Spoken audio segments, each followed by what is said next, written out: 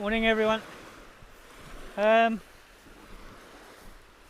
couple of little things to sort out today. I mean, the first thing I have to apologise to Frontex. I said the other week that the British, I thought was Frontex. I thought they were Frontex.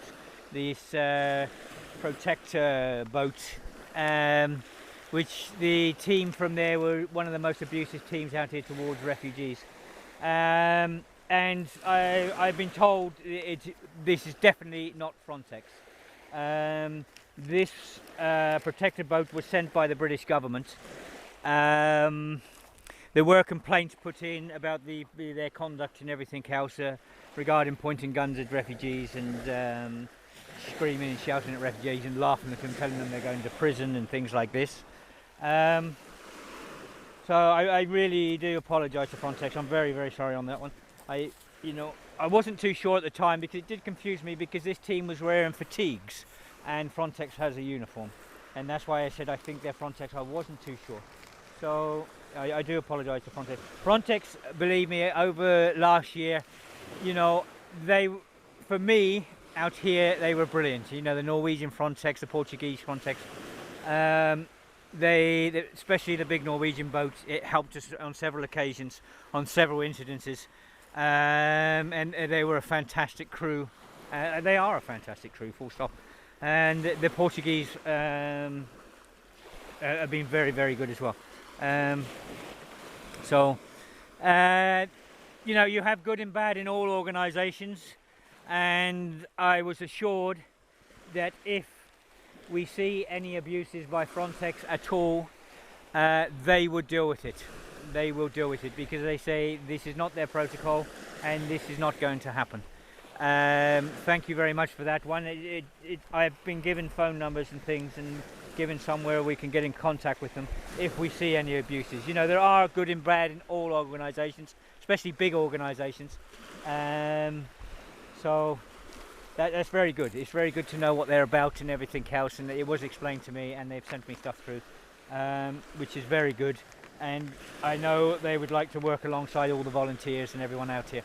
Everyone has to work together as a team out here. If it comes again, which it looks like it's going to. We had a boat come in. I had a boat come in Saturday on my beach, right in front of the house, 29 people. But the way things are going, it might kick off any time now. And we really, if it does come, God help us. It might be a lot more than last year. So with all the teams and that working together, I mean, we do have a structure here now. Last year we were trying to build a structure right in the middle of a crisis. We did manage it, but it was a bit crazy. But yesterday I was down in the theatre. There was a conference going on down there, and I was invited down to speak. It was co-working spaces, social entrepreneurs, and the future of Europe. Basically, investing in refugees to start their businesses and start sort of what they want to do and things like this, and education, and helping them, regarding their education and that. So the conference itself was very, very good. I was a bit skeptical at the beginning of this one, but it was very, very good. What I did say, we need to all come together and work together. I mean, the tourism is not good, and it's not good throughout Greece, and it's definitely not good on the islands. But there is an opportunity for us to still keep the businesses going and everything else. By bringing NGOs and big companies and that investing in not so much investing but helping us doing up old buildings and things like that. There is, we need to break down some of the bureaucracy here regarding taking over old buildings and things like that. It can be done if the government gets involved and starts breaking down some of the bureaucracy and let the NGOs come in. If the NGOs come in, say like we took over the Alpes here, we've rented the Alpes Hotel. You know, I've had local electrician in, I've had a local plumber in. We're paying them. They're buying materials locally. This is all being paid by NGOs. We are having volunteers coming, helping physically and everything else. We can take on not just refugees, we can take on local people that are unemployed to come in and help with these, to do these buildings up. And it all helps the economy. And the money's moving, you know, if you're bringing in things. If we don't have tourism, we have to do something. So why don't we let the NGOs come in, make life a lot easier for them to rent old buildings and derelict buildings, let them take over for the refugees to stay in and live in until they've sorted their paperwork out and everything else. And if we do that right throughout Greece, you know, we're moving. There's money coming in, there's money being moved around. The volunteers and the NGOs coming in, they need hotels to stay in where they're doing their projects. They need to rent cars, motorbikes. They need to buy paints and things like this, and concrete and materials. They need to eat. So it keeps the economy going, you know. Okay, it's not tourism. And plus, I mean, you have people coming in, helping, that come for maybe 4 days of their holiday and the other 3 days working. Or come in for 1 week working, 1 week and have a holiday. We can do it. It's a different type of tourism, but it's something. It's better than nothing at all. And I think, you know, everyone should get together and start pushing for this right throughout Greece. You know, there's so many buildings in that we could use, and they could be fixed up, you know, with a little bit of common sense. You know, we have to abide by the laws, everything, you know, the fire laws, the fire regulations, everything else, but the NGOs will pay for all that. You know, they will do it, it's not a problem. But they need a bit of help regarding the bureaucracy, and that's, you know,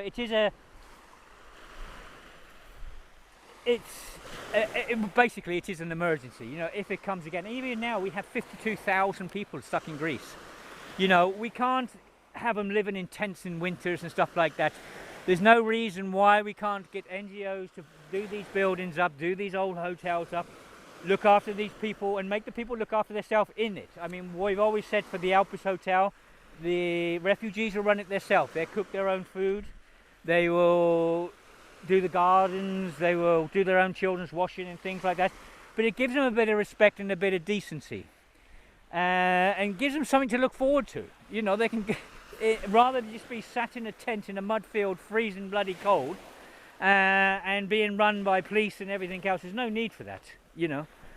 If we do the old buildings up and get them in the buildings until they get their proper paperwork and everything else, give them some sort of life, and at the same time, it will help the Greek economy.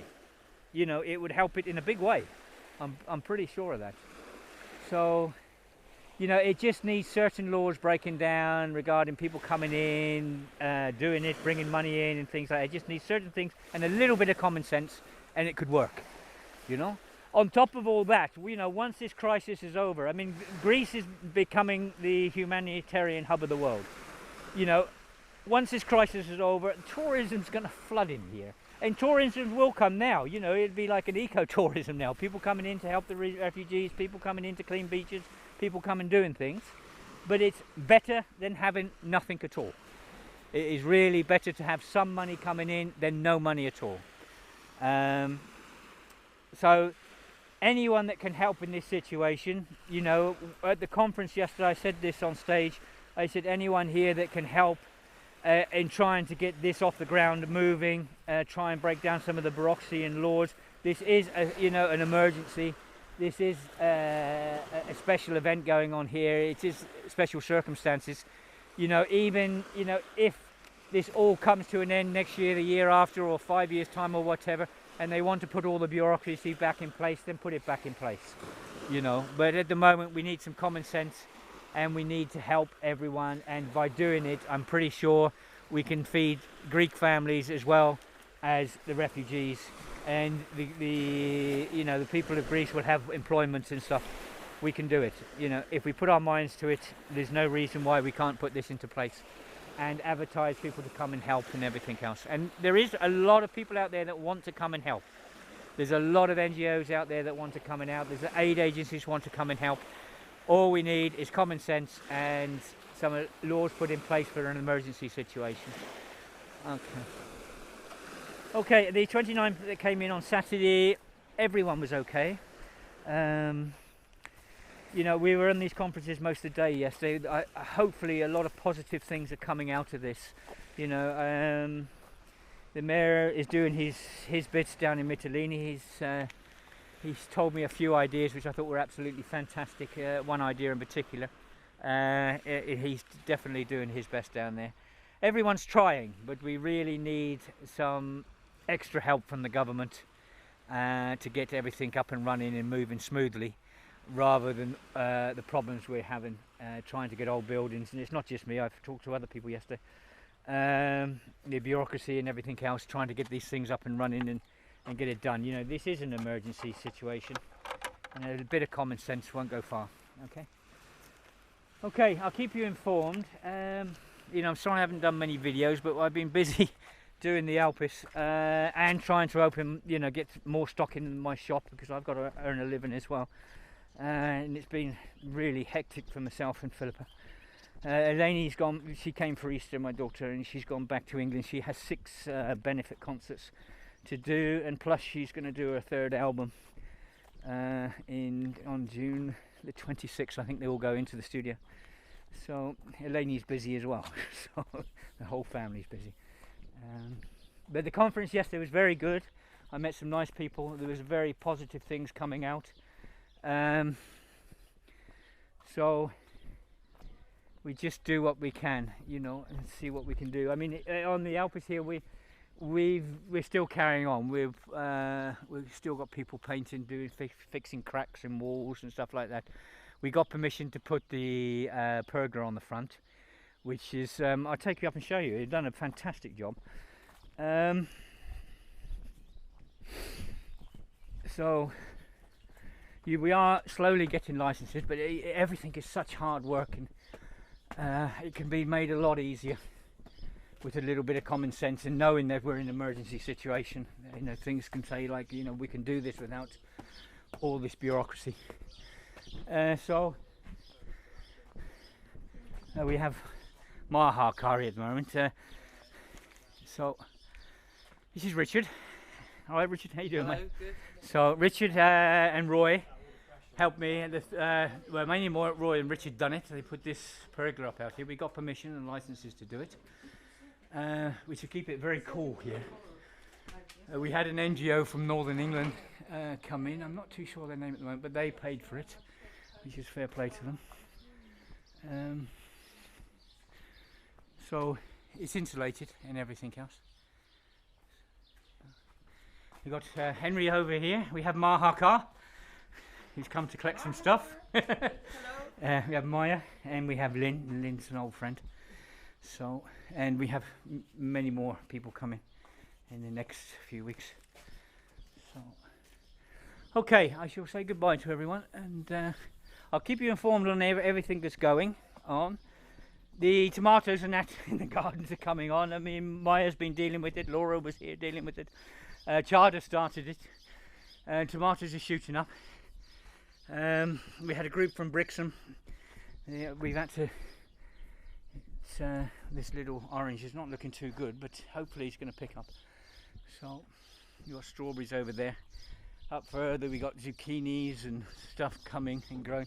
But you know, eventually we'll have the refugees in here. You know, it all helps to have the extra food, and they can take care of these flower beds, these vegetable beds, and grow their own vegetables. It's not a problem at all. So, okay then, all the best everyone. Bye.